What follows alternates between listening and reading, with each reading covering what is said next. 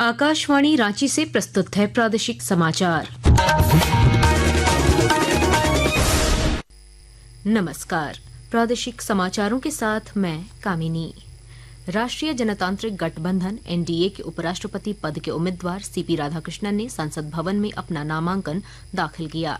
इस अवसर पर प्रधानमंत्री नरेंद्र मोदी, केंद्रीय मंत्री अमित शाह, राजनाथ सिंह, जेपी नड्डा, किरेन रिजिजू और अन्य दलों के नेता उपस्थित रहे।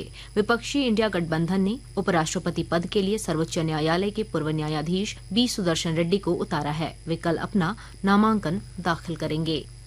प्रधानमंत्री नरेंद्र मोदी ने आज संचार मंत्री ज्योतिरादित्य सिंधिया द्वारा एक राष्ट्रीय दैनिक के लिए लिखे गए लेख hooking up to the next tele level को साझा किया। एक सोशल मीडिया पोस्ट में श्री मोदी ने बताया कि कैसे श्री सिंधिया ने किफायती ब्रॉडबैंड, यूपीआई और डिजिटल गवर्नेंस में भारत की प्रगति को रेखांकित किया है, जो अब एक वैश्विक केस स्टडी है। अपने लेख में श्री सिंधिया ने 5G, AI, internet of things और साइबर सुरक्षा पर जोर दिया है, जो देश को अपने निर्धारित मानकों को प्राप्त करने में मदद करेगी। इलेक्ट्रॉनिक और सूचना प्रौद्योगिकी मंत्री अश्विनी वैष्णव ने आज लोकसभा में ऑनलाइन गेमिंग प्रोत्साहन और विनियमन विधेयक 2025 पेश किया। इसका उद्देश्य ई खेलों और ऑनलाइन सोशल गेम्स को बढ़ावा देना तथा पैसा लेकर दी जाने वाली खतरनाक ऑनलाइन गेमिंग सेवाओं, विज्ञापन और उनसे जुड़े वित्तीय लेन देन पर रोक लगाना है। इधर गोड्डा से भाजपा सांसद निशिकांत दुबे ने संसद में पेश किए गए ऑनलाइन गेमिंग प्रोत्साहन और विनियमन विधेयक 2025 की सराहना की है। उन्होंने इसे दूरगामी और प्रभावी कानून बताया, जो इस क्षेत्र को नई दिशा देगा। मोदी जी ने जो बहुत बड़े बड़े लेजिस्लेशन आम गरीब लोगों को ध्यान में रखकर किया, उसमें ऑनलाइन गेमिंग एक बहुत ही फार रीचिंग लेजिस्लेशन। कोई ऐसा गांव नहीं है, कोई ऐसा घर नहीं है जहां की बच्चे, युवा, महिलाएं, गरीब लोग इस चक्कर में नहीं फंसते। और जितनी आत्महत्याएं की घटना यदि हो रही है, उसके तह पर यदि आप जाएंगे, उसमें ऑनलाइन गेमिंग सट्टेबाजी के चक्कर में ही जो है उनके पैसे डूबते हैं और इसका जो नतीजा है, घर परिवार सभी तबाह। रांची में मुख्य निर्वाचन पदाधिकारी के रवि कुमार ने संत जेवियर कॉलेज की टीम द्वारा कराए जा रहे चुनाव संबंधित ज्ञान, अभिवृत्ति और अभ्यास के एपी सर्वेक्षण के प्रशिक्षण सत्र को संबोधित किया। उन्होंने कहा कि तीसरे पक्ष द्वारा किए जाने वाले ऐसे सर्वे मतदाताओं के ज्ञान, दृष्टिकोण और व्यवहार को समझने और नीतिगत निर्णयों में सहायक होते हैं। संत जेवियर कॉलेज की डॉक्टर सीमा अखौरी ने बताया कि सर्वे में झारखंड के सभी 14 लोकसभा क्षेत्रों के 20 विधानसभा क्षेत्रों के 60 मतदान केंद्रों पर करीब 1800 लोगों से बातचीत की जाएगी। इस अवसर पर उप मुख्य निर्वाचन पदाधिकारी देवदास दत्ता और अन्य अधिकारी भी मौजूद थे। प्रादेशिक समाचार आप आकाशवाणी रांची से सुन रहे हैं।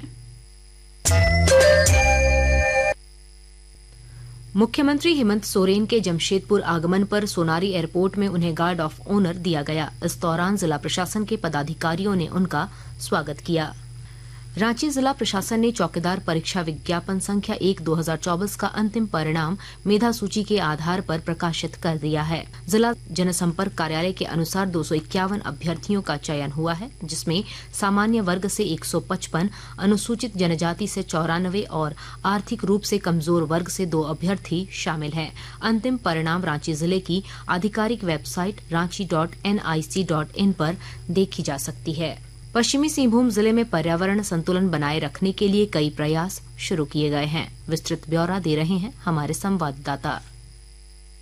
पश्चिमी सिंहभूम जिला स्तरीय पर्यावरण समिति ने इस संबंध में बिल्कुल स्पष्ट निर्देश सभी विभागों को दिया है। वन क्षेत्र के अतिक्रमण के लिए भी अलग से क्षेत्र को चिन्हित करने का निर्देश दिया गया है। कारखाना क्षेत्र एवं खान क्षेत्रों में प्रदूषण से संबंधित वर्तमान स्थिति की भी गहन समीक्षा की जा रही है। उपायुक्त के द्वारा सभी अंचल अधिकारियों एवं नगर प्रशासकों को उनके अपने अपने क्षेत्र में खतियान के अनुसार जल स्रोतों की सूची उपलब्ध कराने का निर्देश दिया गया है। साथ ही जिले में मौजूद आयरन ओर खान क्षेत्रों में मौजूद जल स्रोतों के शुद्धिकरण के लिए किए जा रहे कार्यों से संबंधित जानकारी भी प्राप्त की जा रही है।